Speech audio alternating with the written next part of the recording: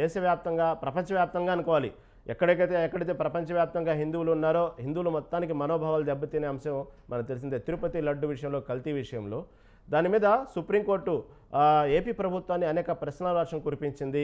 దానికి సమాధానం చెప్పాలంటూ కూడా చెప్పింది. తర్వాత ఎవరైతే తిరుమల ఈవో సంబంధించి మరింత సమాచారం తీసుకుని ఈసారి రావాలంటూ సుప్రీంకోర్టు చెప్పింది.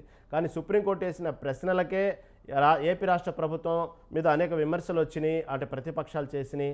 దాన్ని ఇంకొక రకంగా వైసీపీ మైలేజ్గా వాడాలనుకుంది. ఇవాళ సుప్రీంకోర్టు ఈరోజు తీర్పుని మళ్ళీ వాయిదా వేసింది. ఈరోజు సుప్రీంకోర్టు తీర్పు ఎలా వచ్చింది అనేది వెయిటింగ్లో ఉన్నారు. దీన్ని ఎలా చూడాలి? లడ్డూని లడ్డూగానే చూసి లడ్డూ పవిత్రతను కాపాడుకోవటానికి గతంలో అనేక సార్లు కల్తీ నెయ్యిని వెనక్కు పంపారు, ట్యాంకర్లు వెనక్కు పంపారు. ఇప్పుడు కూడా అలా వెనక్కు పంపినం, దాన్ని వాడలేదు అనేది టీటీడీ యొక్క వాదన, గతంలో ఆ పాలక మండలి వాదన. అయితే కల్తీ జరిగింది అనేటువంటి స్టెప్ దాటి చంద్రబాబు నాయుడు జంతువుల కొవ్వు కూడా ఉంది అందులో ఇంకో స్టేట్మెంట్ ఇచ్చాడు. సుప్రీంకోర్టు అక్కడ ఆగ్రహం వెలిగించింది. ఎందుకంటే బాధ్యతాయుతమైన స్థానంలో ఉండి బ్యాలెన్స్ చేయాల్సినటువంటి వ్యక్తే రాజకీయ ఆరోపణలు చేశాడు. దీనికి ఏమైనా ఆధారాలున్నాయి సుప్రీంకోర్టు అడగటంతో రాష్ట్ర ప్రభుత్వం డిఫెన్స్ లో పడింది. ఈ సందర్భంలో పొలిటికల్ మైలేజ్ కోసం రెండు పార్టీలు ప్రయత్నం చేస్తా ఉన్నాయి. కానీ ఇప్పుడు సుప్రీంకోర్టు జోక్యం వల్ల అది సద్దుమణిగేటువంటి అవకాశం ఉంది. అందుకని ఇవాళ రేపు కేంద్ర ప్రభుత్వం సలహా అడిగింది.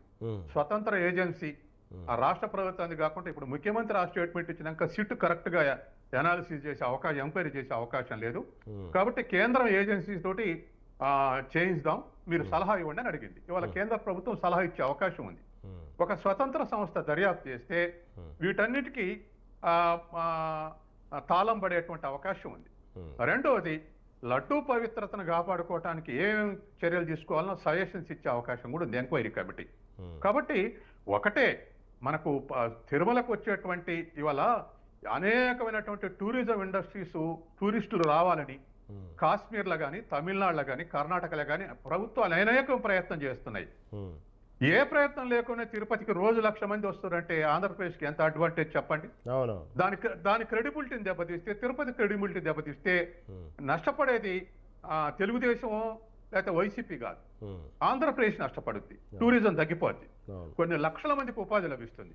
కాబట్టి ఇవాళ అటువంటి దానికి రాజకీయ ప్రయోజనాల కోసం రెండు వైపులు కూడా అటువంటి ప్రయత్నం చేయడం కరెక్ట్ కాదు.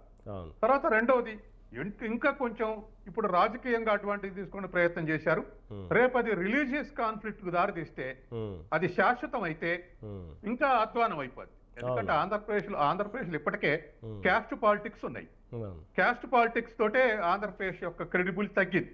మళ్ళీ ఇప్పుడు రిలీజియస్ పాలిటిక్స్ కూడా ఎంటర్ అయితే ఆంధ్రప్రదేశ్ కు భవిష్యత్తుకు ప్రమాదం అని గతంలో ఎకనామిక్ టైమ్స్ కు అడ్వైజర్ గా ఎడిటర్ గా పనిచేసాడు. తర్వాత మన్మోహన్ సింగ్ ప్రధాని ఉన్నప్పుడు ఆయనకు సలహాదారు ఉన్నటువంటి సంజయ్ బారు ఈ కామెంట్ చేశాడు.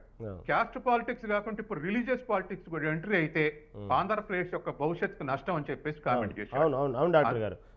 అందుకని ఆ ఆస్పెక్ట్ లో రాజకీయ పార్టీలు ఆలోచించి దాన్ని పరిష్కరించుకోవాల్సినటువంటి అవసరం ఉంది. అవునవును, మనోభావాల నుంచి ఆ టాపిక్ డైవర్ట్ అయ్యేటట్టు వెళ్ళిపోతుంది, అనేక కోణాలు వెళ్ళిపోతుంది లడ్డు వివాదం. వాస్తవం మీరు చెప్పినట్టు ఈరోజు సుప్రీంకోర్టు దానికి దాదాపు ముగింపు పలికే ఆలోచన ఈరోజు చేసేట్టు కనబడతా ఉంది.